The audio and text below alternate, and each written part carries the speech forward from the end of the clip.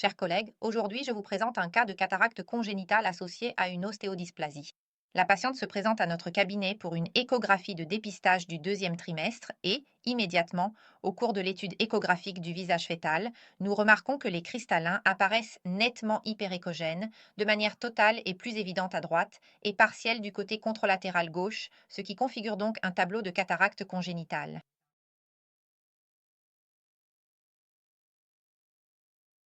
Il s'agit d'une pathologie qui affecte le cristallin, le rendant opaque et entraînant ainsi un déficit visuel.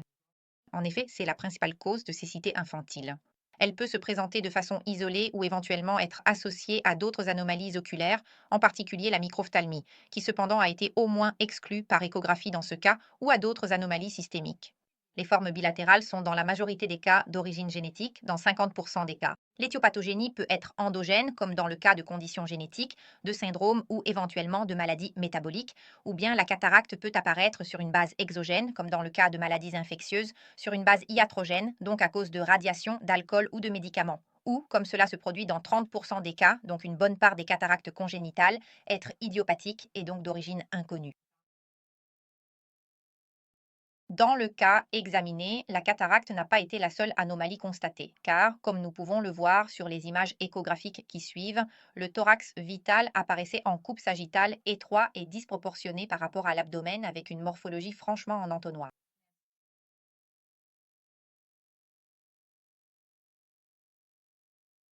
Coupe transversale.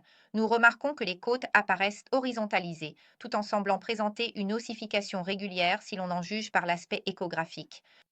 Étant donné l'étroitesse du thorax, une cardiomégalie relative devient évidemment apparente, dans le sens où le cœur semble de taille augmentée, non pas parce qu'il existe réellement une cardiomégalie, mais parce qu'en proportion avec le thorax étroit, il paraît effectivement plus grand. Nous pouvons en effet observer ici très clairement le rapport précis entre l'air et la circonférence cardiaque par rapport à celle du thorax, et l'indice thoracique confirme effectivement une situation de cardiomégalie relative et significative. L'étude anatomique du cœur était normale, mais on constate ici la présence d'un épanchement péricardique d'environ 2,6 mm. Les champs pulmonaires apparaissent également réduits, comme dans le cas d'une hypoplasie pulmonaire qui, en présence d'un thorax rétréci, constitue en réalité le véritable facteur associé à un pronostic plus défavorable, car il est corrélé à une mortalité élevée à la naissance. Par conséquent, le cas clinique examiné s'inscrit dans le vaste chapitre des ostéodysplasies, un groupe extrêmement hétérogène de maladies du squelette qui ont en commun des altérations du développement osseux et de la taille fœtale, une disproportion corporelle et des malformations squelettiques variables.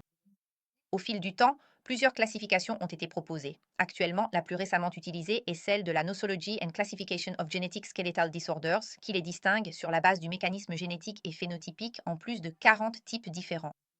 En réalité, sur la base des caractéristiques échographiques, elles peuvent ensuite être distinguées selon les segments corporels concernés et donc classées comme micromélie lorsque tous les segments sont de taille réduite, comme nous le verrons dans le cas à l'étude, comme rhizomélie lorsque les segments proximaux sont touchés, mésomélie lorsque les segments intermédiaires sont concernés, acromélie pour ceux distaux, c'est-à-dire les mains et les pieds.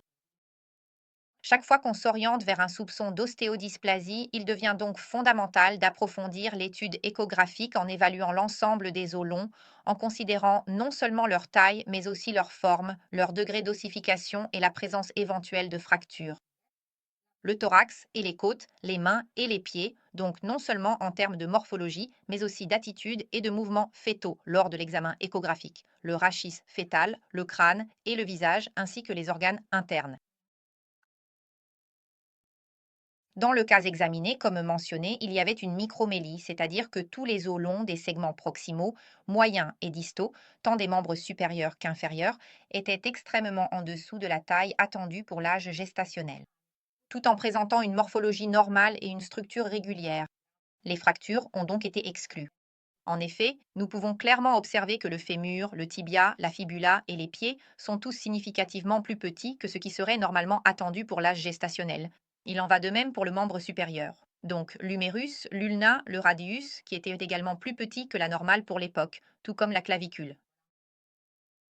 Évidemment, les mesures ont été effectuées pour les deux membres inférieurs et pour les deux membres supérieurs, afin d'exclure toute asymétrie potentielle et, en effet, on peut dire que les biométries étaient très similaires pour tous les différents segments, aussi bien du côté droit que du côté gauche, spécifiquement.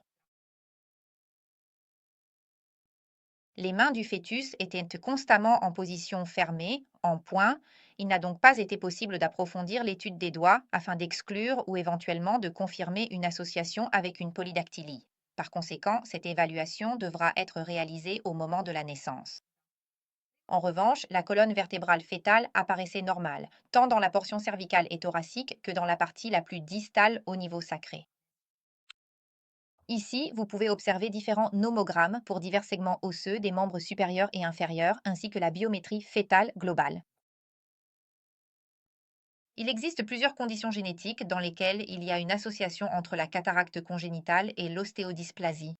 Certaines d'entre elles sont présentées ici sur la diapositive ou consultables sur des portails en ligne comme Orphanet, mais il est de toute façon impossible de poser un diagnostic certain uniquement par l'évaluation échographique. La patiente a donc été orientée vers une consultation génétique ainsi qu'une consultation ophtalmologique afin d'évaluer le pronostic lié à la cataracte congénitale et les options de traitement éventuelles à la naissance. Des marqueurs infectiologiques ont été recommandés en raison de l'association avec la cataracte et de la présence de l'épanchement péricardique. Des contrôles échographiques toutes les 3 à 4 semaines ont été recommandés, principalement pour évaluer la cardiomégalie relative et l'évolution de l'hypoplasie pulmonaire, ainsi que pour le suivi de la croissance osseuse fœtale. Au moment de la naissance, un suivi néonatal sera évidemment nécessaire, en particulier la réalisation d'une étude radiologique complète et une évaluation psychomotrice du nouveau-né afin d'examiner l'association avec d'éventuels déficits moteurs ou une rigidité articulaire, et ainsi exclure d'éventuelles pathologies neuromotrices. Je vous remercie de votre attention.